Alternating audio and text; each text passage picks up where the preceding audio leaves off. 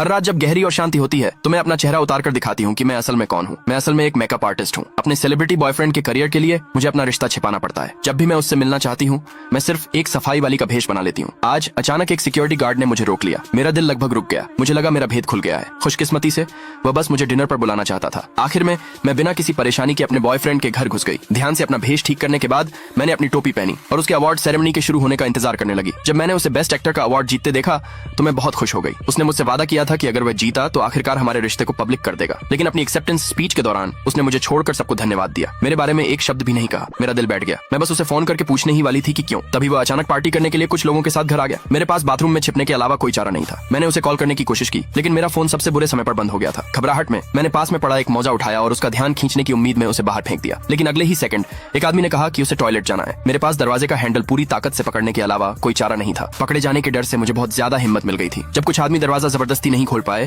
तो उन्होंने मेरे बॉयफ्रेंड को बुलाया ताकि वह इससे निपट सके। मैंने अपना मास्क वापस पहनने के लिए एक हाथ छुड़ाने की कोशिश की लेकिन इससे पहले कि मैं ऐसा कर पाती उसने दरवाजा धक्का देकर खोल दिया। मेरा मास्क जमीन पर गिर गया। उसके बगल में खड़े एक आदमी ने मुझे तुरंत पहचान लिया और किसी को फोटो लेने के लिए चिल्लाया, ये जानने की मांग करते हुए कि मेरे बॉयफ्रेंड के साथ मेरा क्या रिश्ता है। मुझे सबसे ज्यादा दुख इस बात का हुआ कि जब उनसे पूछताछ हुई तो मेरे बॉयफ्रेंड ने मुझे न जानने का नाटक किया। उसने मुझे स्टॉकर भी कहा। जल्द ही मुझे पुलिस स्टेशन ले जाया गया। बार बार की पूछताछ ने धीरे धीरे मुझे किनारे पर ला दिया। उन्होंने मेरे साथ एक क्रेजी फैन जैसा बर्ताव किया। आखिरकार मेरा बॉयफ्रेंड दौड़ कर आया और सब कुछ समझाने की कोशिश की लेकिन मैंने बस उसे बताया कि हमारा काम हो गया। मैंने बिना किसी हिचकिचाहट के उसकी दी हुई अंगूठी उतार कर फेंक दी। जब मैं पूरी तरह से निराश महसूस कर रही थी तभी अचानक मेरे घर एक बहुत बड़ा पैकेज डिलीवर हुआ। अंदर एक बहुत ही असली जैसा दिखने वाला ह्यूमनॉइड रोबोट था। जब मैंने उसे देखा कि वह कितना असली जैसा दिख रहा है तो मैं उसे छूने के लिए हाथ बढ़ाए बिना नहीं रह सकी। मुझे हैरानी हुई। वह अचानक मेरी ओर झपटा। जैसे ही हमने कांटेक्ट किया वह एक्टिवेट हुआ और फिर बोला, हेलो गर्लफ्रेंड। दूसरे पार्ट के लिए कमेंट में यस लिखे।